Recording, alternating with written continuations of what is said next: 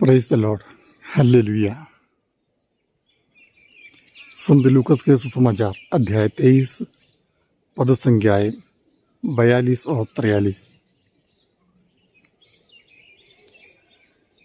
Gospel of Saint Luke chapter 23 verse 42 and 43। उसने ईसा से कहा, ईसा, जब तुम अपने राज्य में आएंगे उस समय मुझे भी याद कीजिएगा। उसने उससे कहा, मैं तुमसे ये कहता हूँ, आज तुम परलोक में मेरे साथ होंगे। आज तुम परलोक में मेरे साथ होंगे। क्रूस पर यीशु के साथ दो अन्य अपराधियों को चढ़ाए गए थे, एक दाहिने, एक दाएं और एक बाएं। उनमें से एक ने यीशु को चुनौती देते हुए कहा, ईसा, अगर तुम प्रभु है, मसीह हैं, तो अपने को और हमें बचा। तब दूसरा अपराधी ने उन्हें डांटते हुए कहा, दूसरे ने कहा, चुप रहो, हम अपने ही कर्मों का फल भोग रहे हैं। लेकिन यह निर्दोष है, इन्होंने कोई अपराध नहीं किया है, तो इस प्रकार की बातें ना करें। तब उस व्यक्ति ने प्रभु से कहा, प्रभु, जब आप अपने राज्य में आएंगे मुझे भी याद कीजिएगा। यीशु के दोनों तरफ लोग चढ़ाए गए, चोर हो, अपराधी हो, गुनहगार हो, कोई भी हो, चढ़ाए गए उन लोगों का दो मनोभाव हम देखते हैं।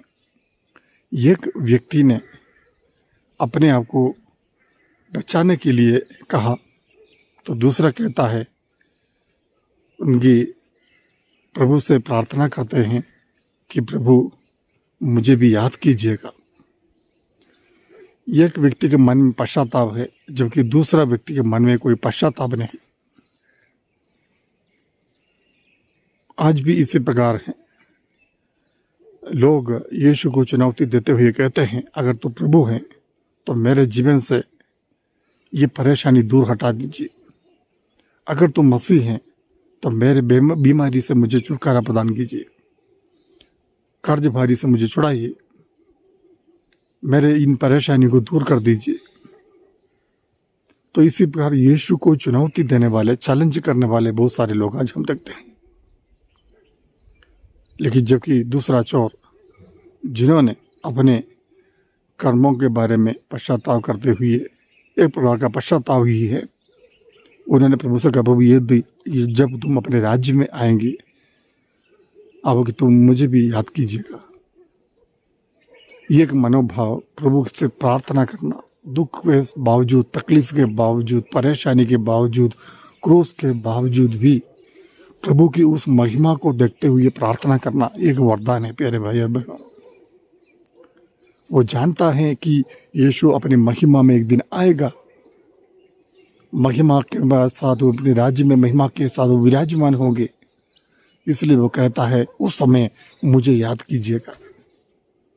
हाँ प्यारे भाई और बहनों, एक बड़ा संदेश ये वचन हमें देता है कि हमें अपनी तकलीफ में, परेशानी में, संकट में ईश्वर की उस महिमा को देखना चाहिए। प्रभु यीशु की ओर विश्वास के साथ देखना चाहिए, आशा के साथ प्रभु की ओर देखना चाहिए। इस संकट को दूर करने के लिए वो प्रार्थना नहीं करता, वो आगे के बारे में सोचते हैं। हमारा जीवन इस प्रकार के प्यारे भाई बहनों, परलोक के बारे में, आगे के बारे में, मृत्यु के बाद के जीवन के बारे में, आनंद जीवन के बारे में, स्वर्ग के बारे में हमें सोचना चाहिए। इसलिए संत पौलुस रोमियो के नाम पत्र में अध्याय 8 में कहता है, हमें जो महिमा प्रकट होने को है उसकी तुलना में आज का दुख भोग नगण्य है। आमीन। परमेश्वर आज के इस वचन के प्रति हम आपको धन्यवाद देते प्रभु। हाँ प्रभु, हम भी कभी कभी क्रूस पर चढ़ाए गए हैं या चढ़ाए जाते हैं प्रभु। इतना संकट, परेशानी, दुख, बोझ हम उठाते हैं प्रभु। हमें कई बार अपने जीवन की कुर्बानियां देनी पड़ती है प्रभु। हमें भी सामर्थ्य और शक्ति प्रदान कीजिए प्रभु। जिस तरह सलीब पर आपने दुख भोगा, उसी प्रकार जीवन का दुख संकट को आनंद के साथ उस महिमा को मन में देखते हुए भोगने की कृपा हम सबको प्रदान करें। आमीन। सर्वशक्तिमान ईश्वर पिता और पुत्र और पवित्र आत्मा आपको आशीर्वाद प्रदान करे। आमीन।